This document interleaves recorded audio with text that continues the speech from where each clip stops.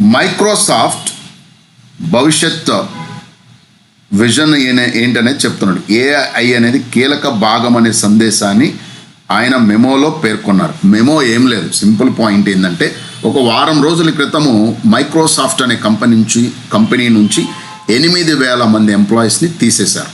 ఎంతమందిని? 8,000 మంది ఎంప్లాయీస్ని తీసేశారు. సో యాజ్ ఎ సిఇఓగా ఆ తీసేసిన వాళ్ళందరికీ ఒక మెయిల్ పెట్టాలి. ఆ మెయిల్లో ఆయన ఇదంతా మెన్షన్ చేసిండు అనమాట. సో దాని గురించి ఏం చెప్తున్నాడో, ఒక కంపెనీకి హెడ్, దట్టు మైక్రోసాఫ్ట్ అనేది వరల్డ్లో టాప్ కంపెనీస్ కాబట్టి దాని హెడ్ ఏం చెప్తున్నాడు అనేది చాలా ఇంపార్టెంట్. జాగ్రత్తగా అర్థం చేసుకుందాం. భూమిపై ప్రతి వ్యక్తి, ప్రతి సంస్థ ఎదగాలి అనుకుంటే, అభివృద్ధి సాధించాలి అంటే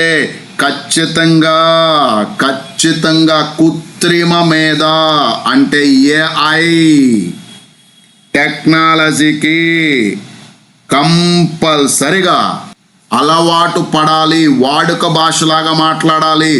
తల్లి లాంగ్వేజ్ అంటే మదర్ లాంగ్వేజ్, నేటివ్ లాంగ్వేజ్ ఎలా ఉంటుందో ఏఐ అనే దాని మీద నీకు అంత గ్రిప్ ఉంటేనే నువ్వు ఒక వైట్ కాలర్ బ్లూ కాలర్ జాబ్లో మంచి హోదాతో ముందుకెళ్ళొచ్చు. లేదు అంటే చదువుకున్న లేబర్ అయిపోతావు.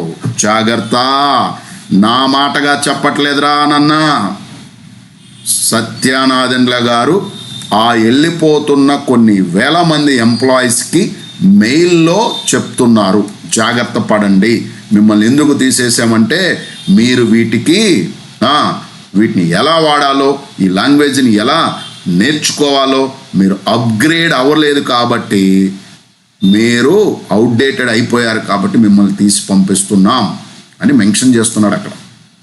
రెండో పాయింట్, కొత్త తరం ఏఐ అంటే కేవలం కొన్నిటికి అవసరమైన టూల్స్ అభివృద్ధి చేయటం కాదన్నారు. The new advanced technology of AI is not about just chat జీపీటీలో నాకు క్వశ్చన్లు అడగటం వచ్చు సార్, ఏఐని నేను వాడటం వచ్చు sir. No, it's not about using the AI. It's about ప్రతి ఒక్కరు సొంతగా తమకు అవసరమైన టూల్స్ని తయారు చేసుకునేందుకు కావలసిన టూల్స్ని అభివృద్ధి చేయాలన్నారు. అంటే మీనింగ్ అర్థమైందా? నీకు ఏదైతే అవసరం అవుతుందో ఈ ఏఐ రిలేటెడ్ దాన్ని నువ్వే డెవలప్ చేసే స్టేజ్లో ఉండాలి.